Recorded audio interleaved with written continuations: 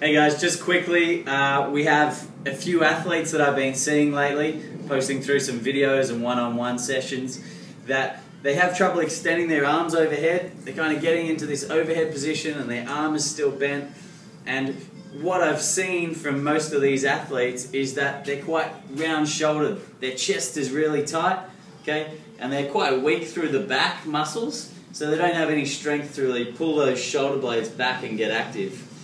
So what happens then is, because they're in this position and the shoulder is really far forwards, it's actually in the front of the socket. So when they go to extend their arm up, the shoulder is then crunching and pinching on the top of the socket. So the ball is pinching and rubbing on the top of the socket. There's no space for it to move.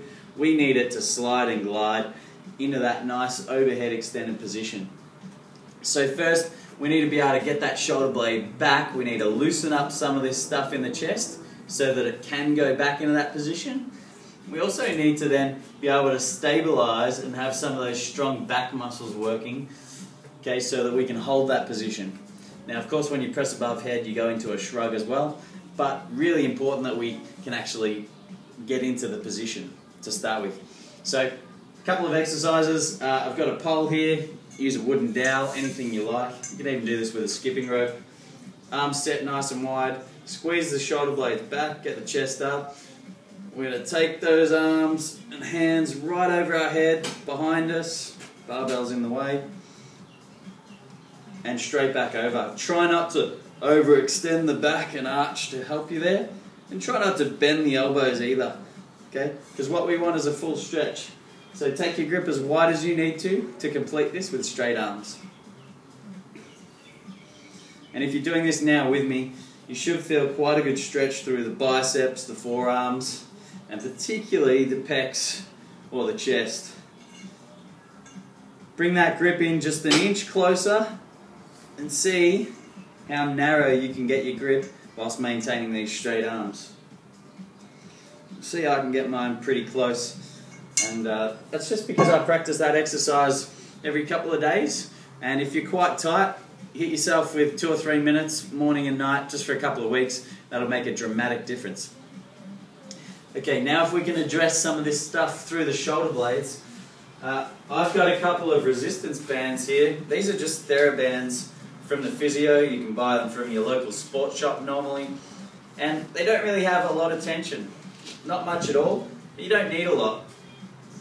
So, building some strength and awareness, we can grab 2 bands and just bending down knees, getting a nice tight core so we're in a strong position.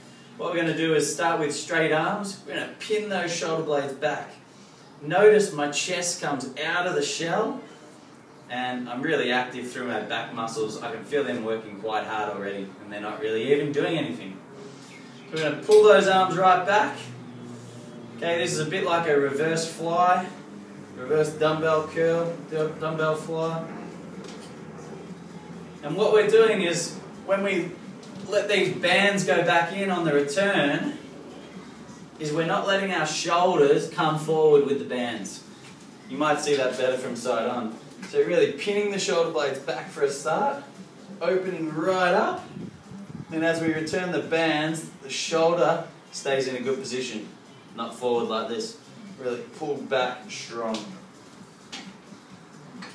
Okay, nice and slow, 12 to 15 reps here. And you'll really just feel all these muscles around the shoulder blades working hard, and you'll probably find that you're standing a lot taller and straighter after doing that. Lost that band in the barbell. Alright, exercise number 3.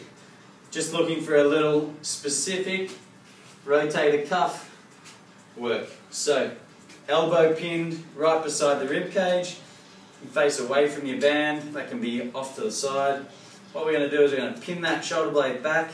You'll know your chest is, your shoulder's in a good position if your chest is flat. If you've got this little dip in here, it's because your shoulder's forward.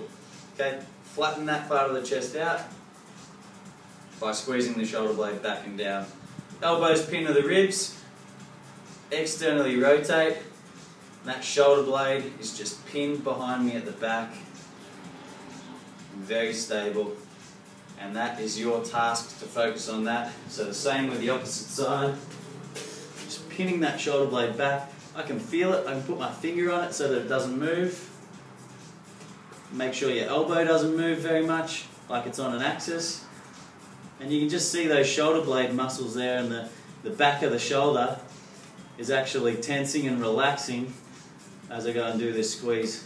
And that's really what we're working on, that back of the shoulder, okay, and through either side of the spine and the scapula. So if you're slumped over and slouched from a long day at work, this is the best way to get you back in a really good position for exercise and just a good position for breathing, vitality, and feeling fantastic.